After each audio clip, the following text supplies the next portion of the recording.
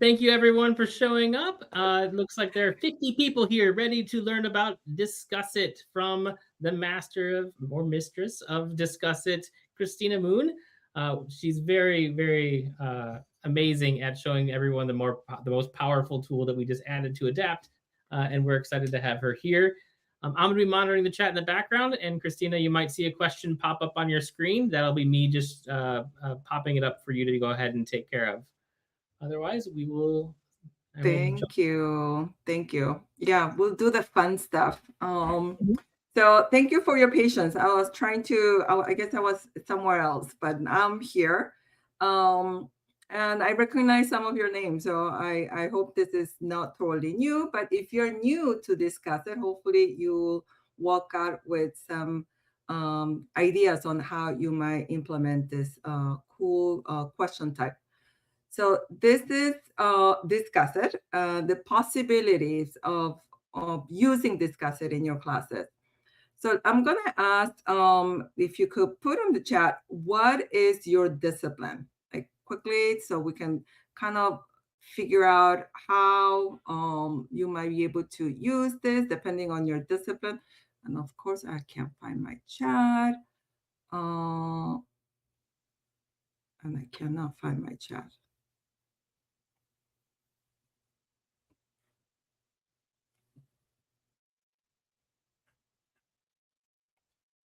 There you go. Of course, we have Spanish. Hola, Diana.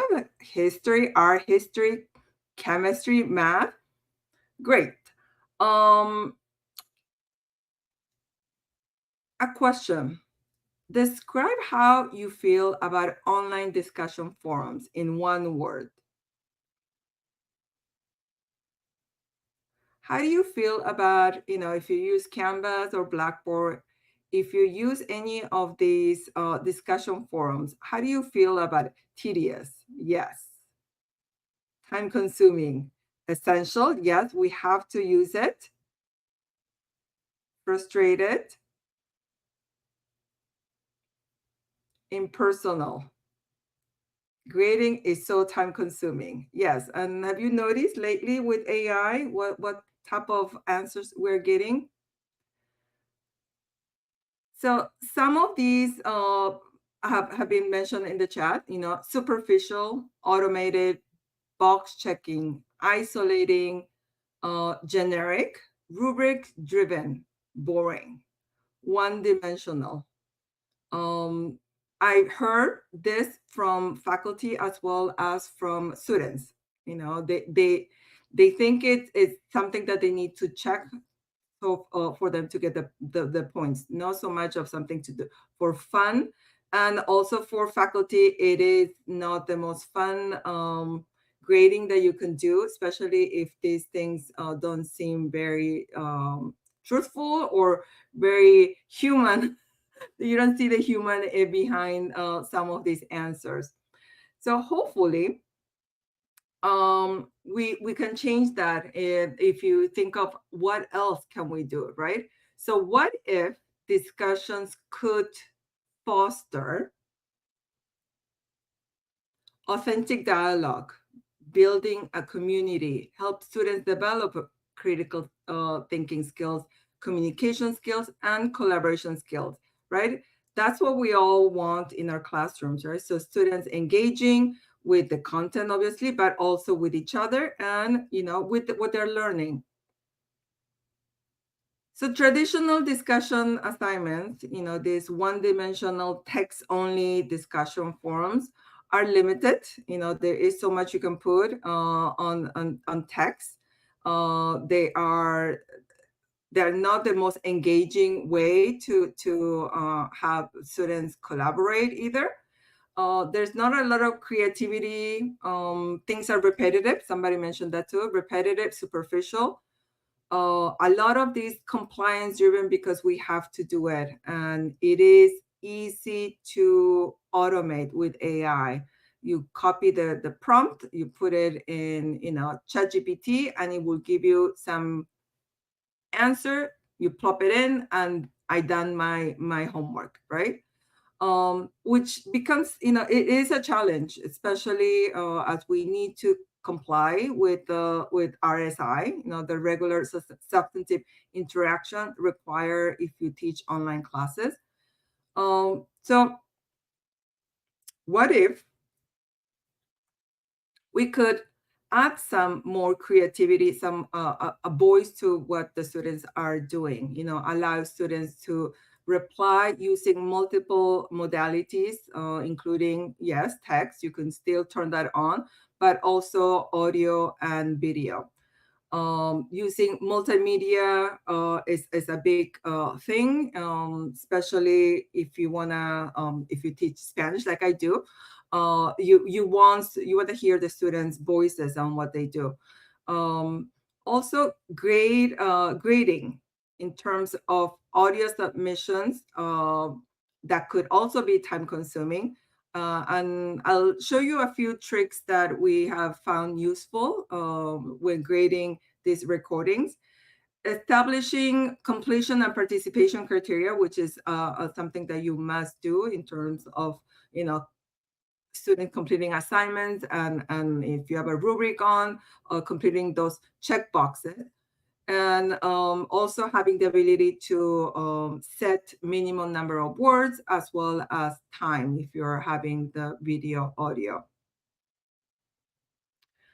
So this is where discussion comes in. So I bypass the introduction. I teach Spanish at Chabot College in California, and we have used for many years VoiceThread for online classes to comply with our RSI in terms of having students record and engage with the class.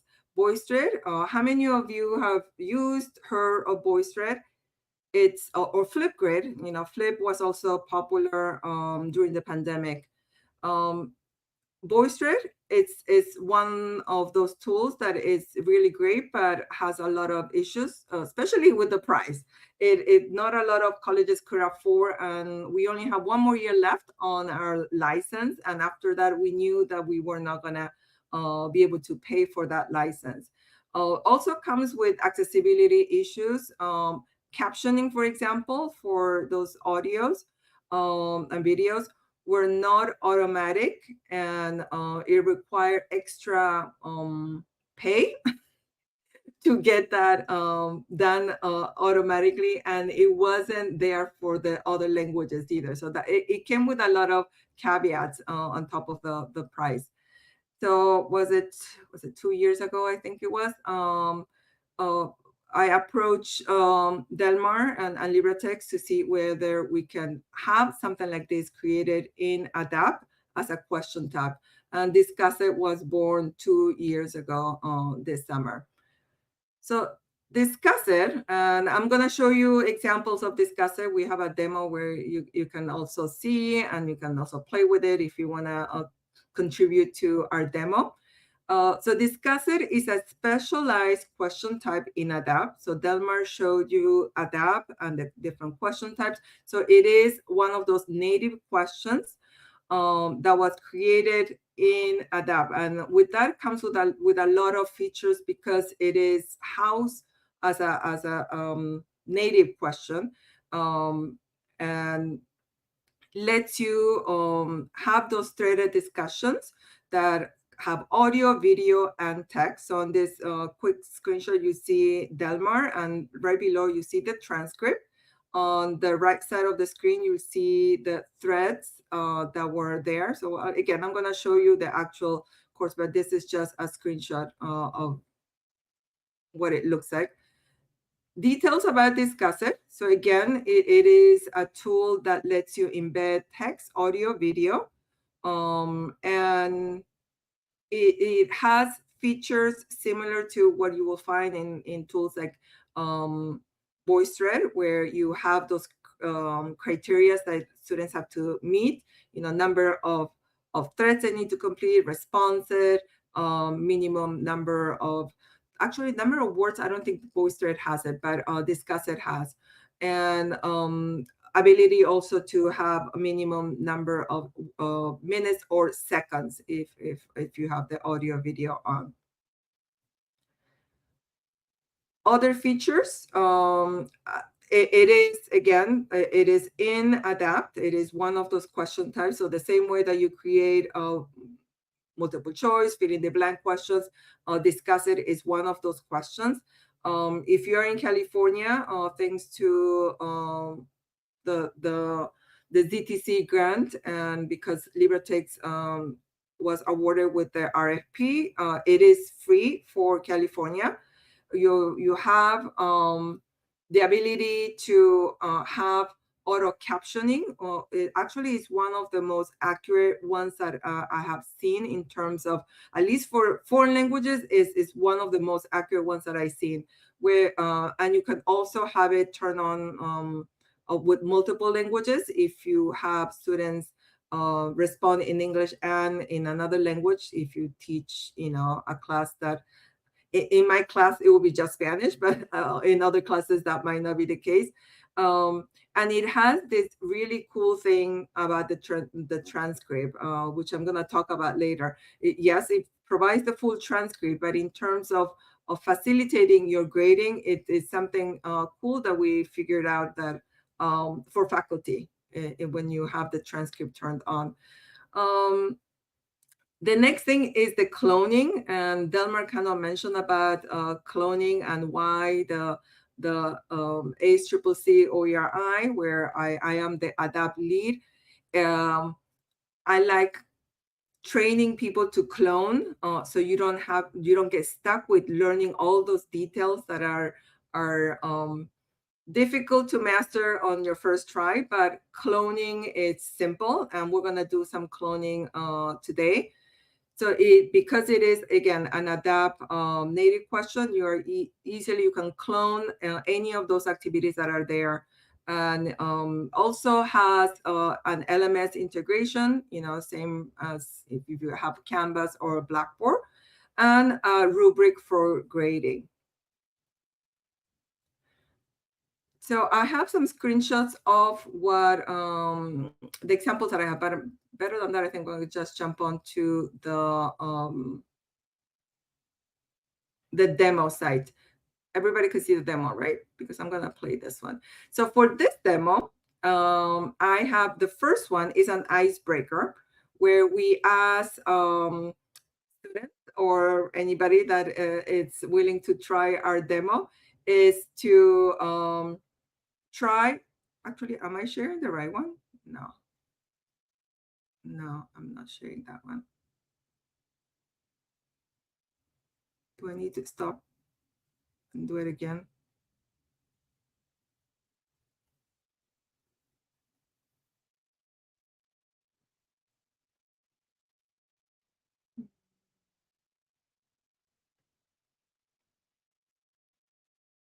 There we go. Yes, now we can see. Yeah, now we can see it. So this is the demo site. So for this demo, you have to introduce yourself, which is something that we all do with our students. Introduce yourself, and you have to share 3 statements about yourself. 2 of them are true, and 1 is a lie. And you have to guess which one is the lie. So we had a lot of fun. I went around asking people to do this, faculty to do it, to have it added to this site. And we have one from Delmar. So we're gonna hear Delmar introduce himself. He's gonna say 3 things about himself, and 1 is gonna be a lie. So that we're gonna play this game here on the chat. You're gonna have to tell me which one is the lie of the 3 things that he's gonna say. Hello, everyone. My name is Delmar Larson. I am a professor of chemistry at the University of California, Davis. I am also the founder of the LibreText project. That's my introduction. Here are my 3 statements. I was born in Anchorage, Alaska. I am a black belt in Kempo Karate. I spent part of my childhood living in the back of a truck. Those are my statements, and I will stop recording. Okay. So which one is Delmar's lie? 1, 2, or 3? If you're paying attention. 1, 1, 2, 2. Ooh, a 3. Is it a 1? Is it a 2? Okay, let's see. And I think I have another one. Oh, we have somebody, James. Hi, I'm James, and I don't believe that you were born in Anchorage, Alaska. Okay, so James doesn't, James thinks is number 3. Hello, Delmar. Difficult to choose which one. I'm going to say that I don't think you are a black belt or you have a black belt in karate. We will see which one is the false one. So there you go. What was that fun? Can you see? Well, first of all, Delmar here. Do you want to say which one is your lie? Or did he leave? It was number. Is it number 2? Number 2. The black belt. I think he said he's a blue belt. It's not black. Well, that part I know. And I'm gonna share this demo site so you can go ahead and check out all the different ones. I have another one. This is one of our newest ones. Is a show and tell. You have to describe an object, something that is close to you. Describe the texture, the sound, what is it for, without saying what it is. So I did this one. So you can try to guess what I'm talking about. Hi, everyone. My name is Cristina, and here is my mystery object. It fits right in the palm of my hand. It's surprisingly light. The surface is smooth. It's kind of a squishy rubber. So if I give it a squeeze, it caves in a little and then pops right back into shape. When I press it near the mic, you might hear a soft, airy squeak. Can you hear that? It's bright red with some black spots. It has some other features in here. It almost feels like it had borrowed an outfit from a garden insect.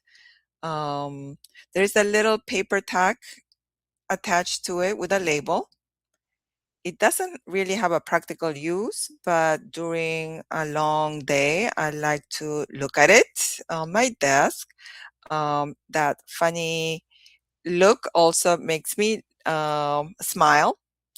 And yes, it's one of those objects that I have in my desk. Can you guess what that is?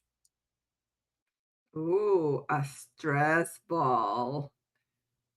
Ooh, a ladybug stress ball. Very close, Diana.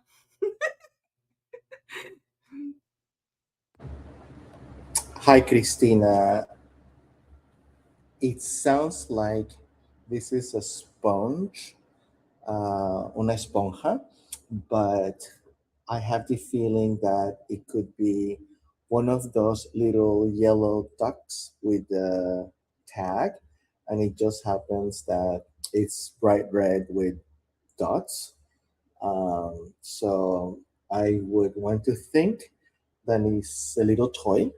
Um, your duck with a bright red and black dots. Yeah, it is a duck that is dressed up as a ladybug. What do you think? Was that fun? So a demonstration of video, and this one I made it into an audio because I didn't want to show the duck, and you don't need to see my face when I'm talking about the duck. And it was a guessing game, and I would have done it in Spanish, but I don't think for the purpose of this demo, you can imagine having students describe things and then make it into a game where the students have to engage with what they're listening to in able to figure out what identify what the object is. So here we have on this demo examples of, for example, this one is a psychology one where the pages, so this was a PDF page 1.4 of the psychology Libre textbook. Put it up here, and then you could have students talk. Again, you could have video, audio, all kinds, all that turned on.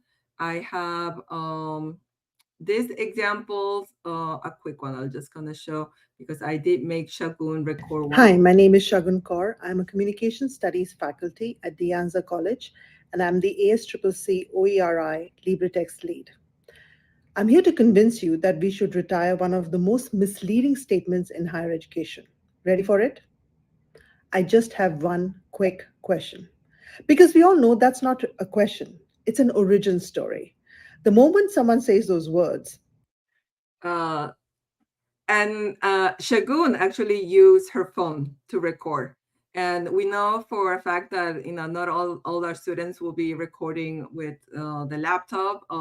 So having a mobile device friendly tool like this where they could record. So it looks a little, I think she did it this way. That's why it shows up like that. And again, I have a few other examples from different disciplines. I think I have a math one. Obviously, there's a French discuss it, where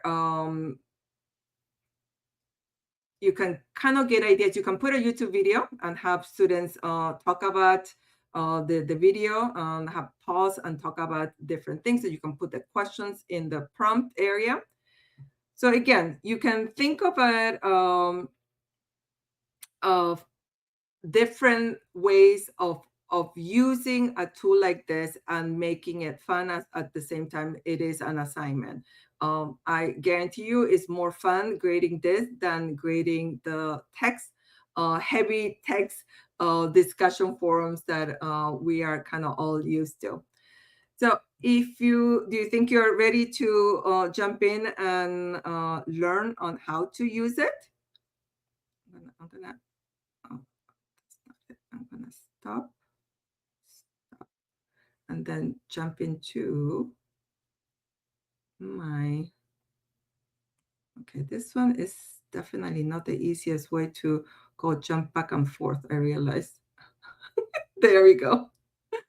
And again, I have other examples on that slide that would give you access. Now, if you want to try it, if you can take out your phone, you can grab that. I'm going to put also on the chat the actual URL for this demo. So you can go ahead and play with it. You don't need an account. Also, that's the tricky part. So because this is an anonymous account, you do not need your login to access this.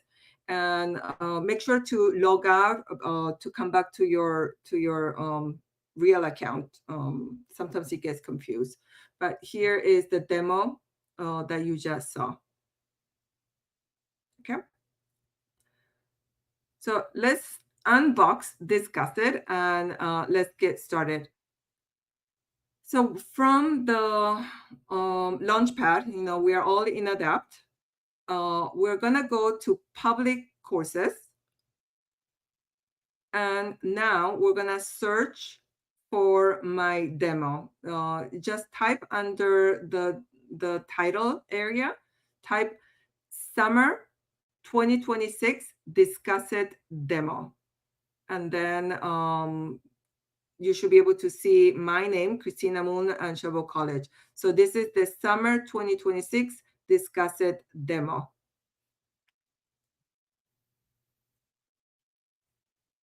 Okay, everybody found it? Thumbs up? One person found it. 2, 3, okay, good. You're gonna then import with the down arrow. The down arrow, the action will give you that import.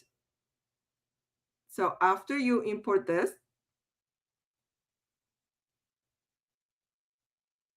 it will show up in my courses. Right?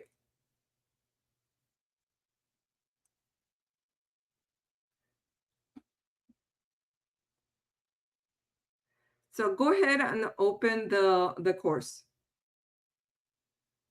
Once you open the course, you'll be able to see Discuss It inside. Is everybody there?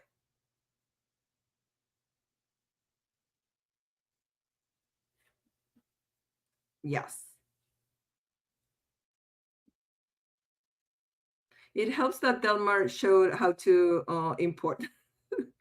So once you open the Discuss It, you're gonna see all those examples that were on that demo, and the first one being the icebreaker.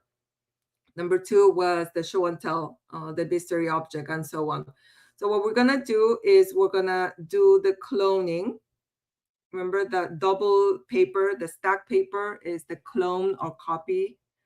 So once you click on that, it will create a copy version. So we'll go ahead and click one of them. If you don't know which one to click, just pick the first one. We're gonna do one of them. It will ask you where you want to send it. So for now, we're just gonna keep it within the same assignment, so it's easier to find. So just say clone.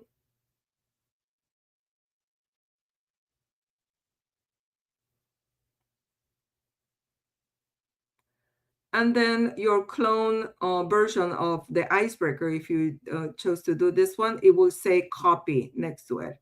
So you have the full title and then it will say copy. Now, why do we copy or clone an assignment? I think Delmar mentioned this on the last session.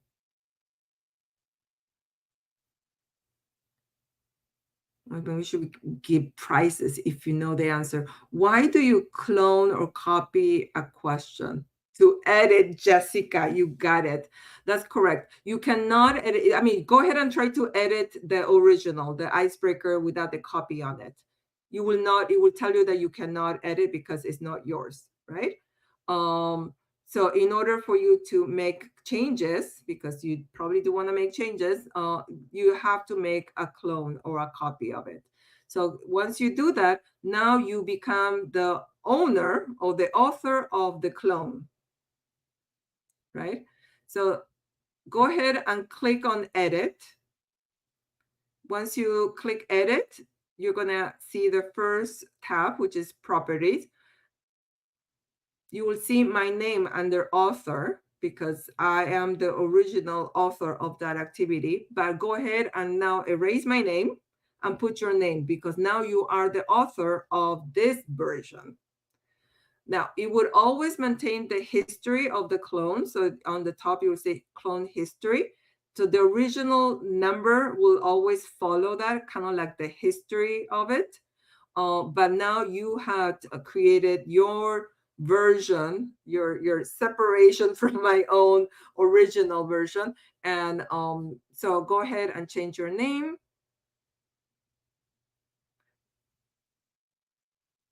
So for now, you can keep everything. Change the title also. If you feel like you don't want to call it icebreaker activity, you can also change that too.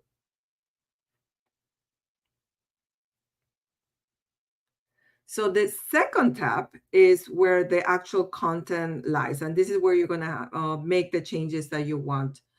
So once you click on primary content, now, because you clone, you don't have to walk through all these things. You have a baseline. If you don't like something, you can go ahead and change it, but it makes it easier. I've done a few of these trainings where starting from scratch takes too long. One day, once you understand how to do this, then you can go ahead and start from scratch, creating any of these questions from scratch. But for the first few, I recommend all faculty to clone an activity and start making small changes so you can kind of get the idea of how things work. So the first thing that you're going to see under Discuss It, you're going to see the instructions. So the instruction is the top bar where you're going to be able to have the objectives in this case.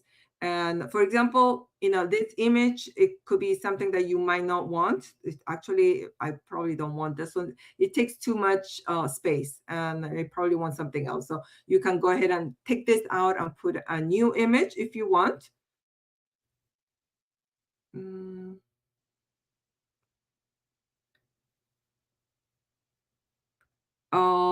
What you brought in, Abby, what you brought in was a discuss it assignment. You should only have a discuss it.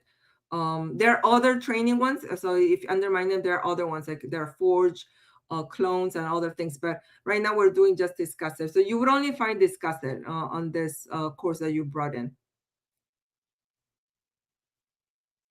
Okay, so go ahead and change that, the objectives, or take out the image.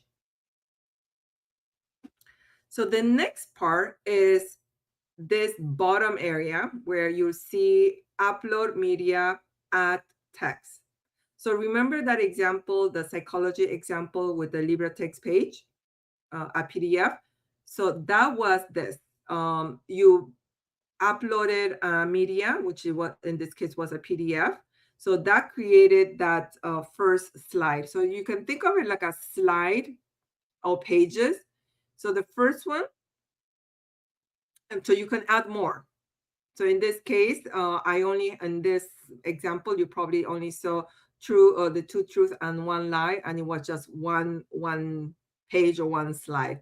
But you could add more. So I'm gonna have everybody do an edit to, so go under actions, find the little pencil, and that would open up the actual page.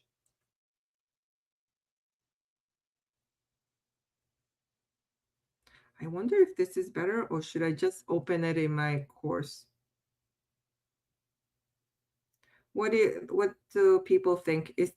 Should I just walk you through the actual live course, or should I continue with the slides? I thought I could switch back and forth, but with this platform, is not live. Yeah, I agree. This is too slow for me too. So I'm gonna switch to my okay.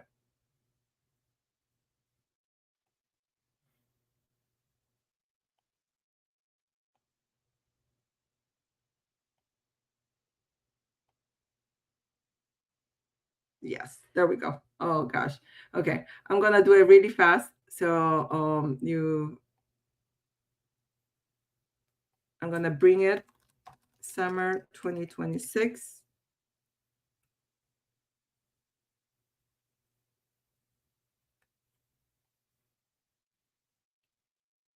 This one, I brought it in. If you go to my courses, it should be the first course. And there's Discuss It.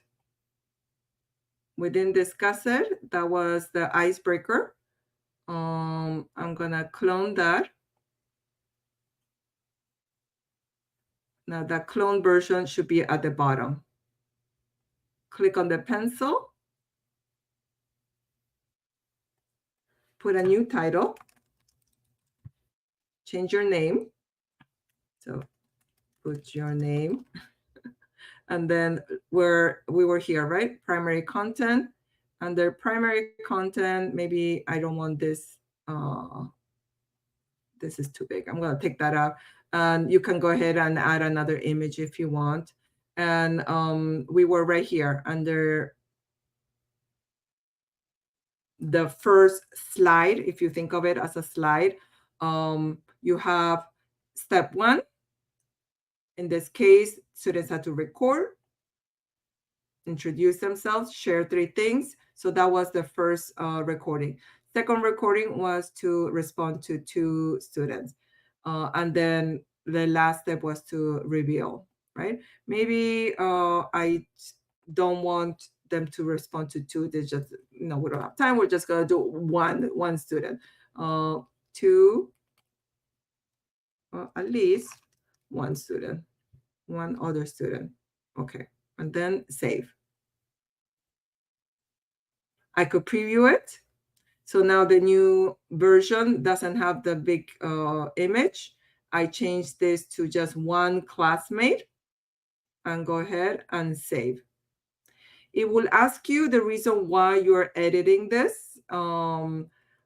this actually doesn't, I mean, maybe LibreText people could have a different way of explaining it.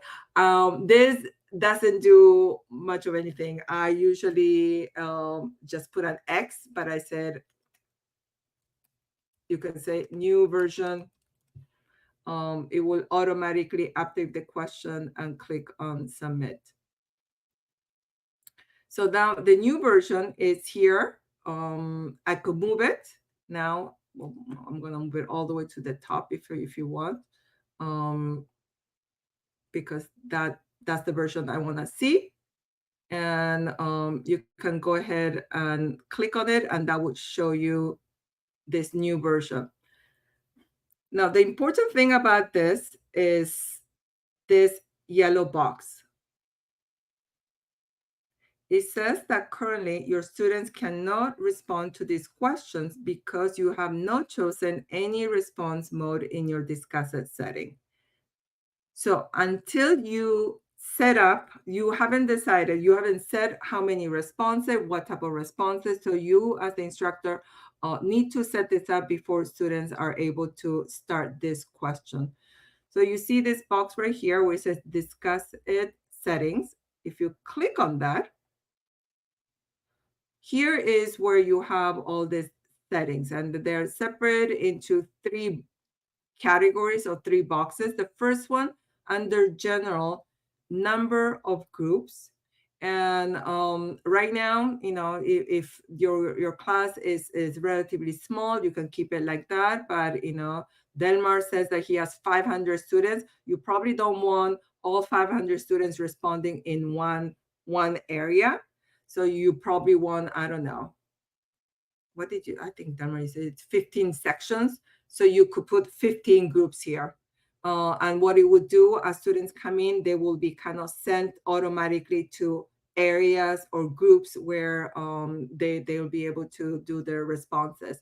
That keeps the whole managing of those responses to a more realistic number than instead of having a very long, never-ending list of responses. I do it a little differently, but this is one way to do it automatically. Again, also, anytime that you see a question mark, you can find like a little tooltip on what they are. Here is an important one. If you want accurate captions and transcript, you have to select a language. Again, I did mention that there is a multiple language. It is reduces the accuracy of it than having a single language. But I haven't tested it as much. I mean, I only do it either in English or in Spanish. And then you have options of auto-graded. So this auto-graded is if a student, for example, meets all the criteria as you're gonna set up right here on the third box, then they will kind of get like a check, they got it. Since I am not doing auto grade, I will just keep it as no, but if you decide to do that, you can change it to that. Also, the completion criteria is pretty cool. If you go ahead and start, you will see students actually like to see what they have completed and what's remaining. Next one is student actions. This one is an important one. Students can edit comments, but they cannot delete. Why? Why you don't want students to delete? They could edit, but they cannot delete. Anybody know the answer? Just because I said so? Yes. Yes. So let's say Delmar, remember Delmar had his main, and then 2 other people came and responded under him. Let's say Delmar decides to delete. He deleted it because he didn't like the video. Then the other people that had responded to Delmar got deleted because of Delmar deleting the main one. So it becomes a little chaotic when students do that, because they would have thought that they completed their homework, and then they realize their posts are gone. This also happens in Canvas. If you use discussions, you want students to edit, but you don't want them to be deleting things. Completion criteria. So this is the fun one where you select what you want. So here at the bottom, you're gonna see, I want students to have to do text, audio, video. I could have everything turned on. So if I do that, text will automatically create this option, number of words. Maybe I want 20 words minimum. Audio video will turn this one. You have to say how many minutes or how many seconds, and maybe I want 30 seconds. But let's say I don't want text, that option disappears, right? And then the number of discussion threads they initiate and they submit. So this is where you decide how many they need to do. So if I say that, then you will be able to see what the students must complete. So for example, I'm gonna click on it. Oh, I didn't turn so I'm gonna pretend I'm a student. I have audio on. A student could also upload a file, an MP3 file, if they had turned the audio. If I do a video, an MP4. So if they don't want to use the tool that is already here, they could also upload, whatever tool that they use to create their recording. So if I click on the microphone, it will start recording. It is recording. I stop it. I play it. It will start recording. And if I like it, I save it. There you go. As easy as that. Now, it was too short, so I didn't meet anything here. But what's nice is if a student, okay, I did 30 seconds. I'm gonna let it do a 30-second while I'm talking. It will, the students like the fact that they have this countdown, and it changes that all those red criteria things that you're gonna see there, as it will change it to green at the moment they complete those things. So it is quite easy. I haven't found students having trouble recording. Again, you can use mobile devices, not just your computer. So now it says it's long enough. So I stop, I save it, and there you go. So it changed. Maybe I didn't do, I only chose one. But then the student would also know that they are done, they could move on. So I'm gonna give you 1 minute to see if you can record. And you can, if you didn't do an edit on anything, you can go ahead and check the other ones and try to record on any of the other ones. Try to do a recording, and I think some of them have text also. Yeah, there's a text option. Try to post something.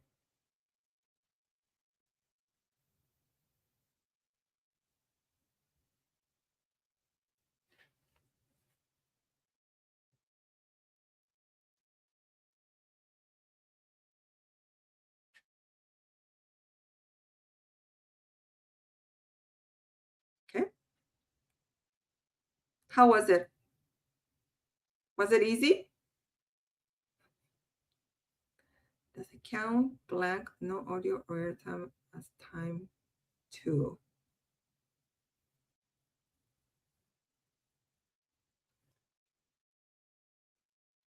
Oh, if there was no recording, you mean just the thing running? Yes. But here's the cool part. Okay, let me go back. Which one was it? This is where the transcript comes really handy. The transcript, when you go to and grade this, you will be able to see if this something got recorded, but maybe it was no sound, there was no voice recorded, then you would have a blank right there. So that is the cool thing about the transcript. What we found that it not only helps students with with the video, but also helps us as instructor, we don't have to listen or watch the entire thing. We could just look quickly at the transcript and get an idea of what they had said. So was it on the second one? Did I do anything? Oh yeah, and this one I was talking. And then if I click on this, it will play exactly where I said that. They have this. So it is actually a cool way of helping you with the grade.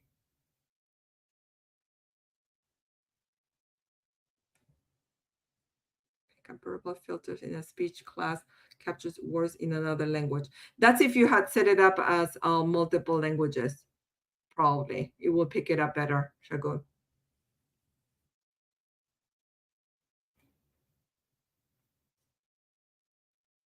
Okay. I want to show you a different setup. Okay. So this is a little bit of a different setup. I did mention that in my class, I usually just have one group, but that doesn't mean it's just one group.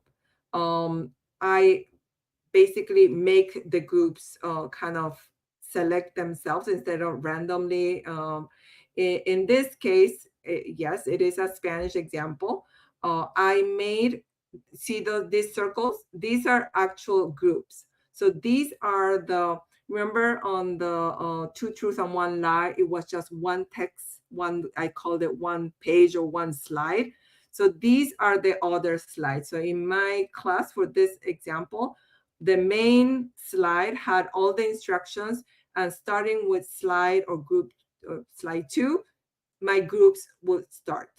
And each group got their own space to do their recording. So group 1 had to do on this image. Group 2 was this one, and so on. So this is a different way of setting up your space for students to contribute. So you don't have to be all in one area, but having you decide what you want in each of those groups. Or if you only have one assignment and you just want students to be separated from the masses of like the 500 students that in a chemistry class would have, you would do the group selection on the first setting drop down. I think that, let me see, that's all I had on my, go back to my slide. Any questions in terms of trying to do a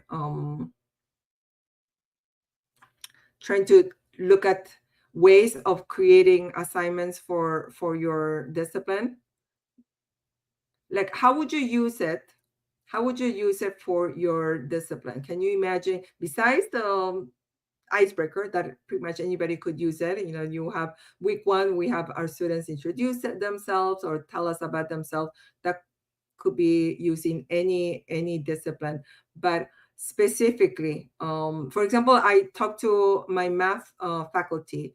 He actually mentioned the idea of having students, I think I have it right here, describe the process, not just give me the answer to the question, but record the process on how they got to that answer.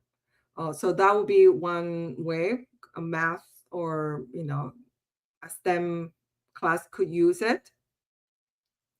So I could give you 100 million examples for languages, but it would be really a cool thing to have examples for Discuss-It for all kinds of disciplines where other people could also benefit and clone those questions. Record themselves manipulating virtual manipulatives or for math educations. Yes. The math problem, I think it is something that you want students to do. I'm sure if you have the student sitting in front of you one-to-one or in the classroom, they will walk through or they go to the blackboard and start writing the whole equation, you might want to have something like that recorded as part of their assignment, not just give me the answer. In art history, describe a work of art. Yes. Oh, I would love to see that, Denise.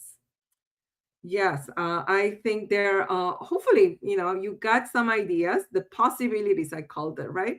Possibilities on how you could use this question. And again, this is a question type, the same way that you have, multiple choice, and you're gonna learn how to use all these other ones that are, the typical ones that you will find in Canvas also, but I guarantee you will not be able to find discuss it in Canvas. And because you can deploy this question with the other questions as part of your homework, makes it much easier. It's not a separate tool. It's not like they have to go click somewhere else. It is all in Adapt. It's an assignment in Adapt. Oh, I love the fact that there are all these ideas here. So I hope to see more examples besides the language ones that we have right now.